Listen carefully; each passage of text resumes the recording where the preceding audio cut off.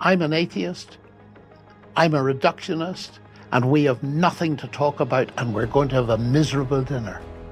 Why don't we do an experiment? He said, what?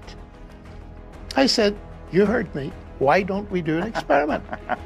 But he says, this is dinner. I said, yes, but it's Oxford.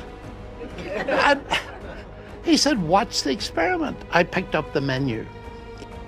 And he said, what's the problem with the menu? Roast chicken. I said, that's the problem. For you, not for me. He said, why?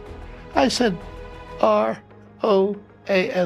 Those are marks on paper. Yes, they are, but they say roast chicken. I said, how do you know? Well, he said, I've learned English. You've learned English, and you give those marks a meaning, and you're a reductionist. Everything physics and chemistry.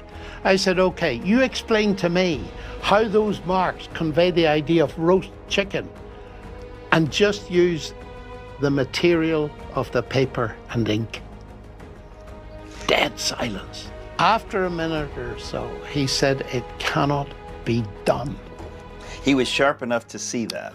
But it was devastating for a man of his eminence. He said, John, now he's getting friendly, I have been going to my laboratory for 40 years thinking that could be done. 40 years. So he saw through it. He saw through it like that, like a flash.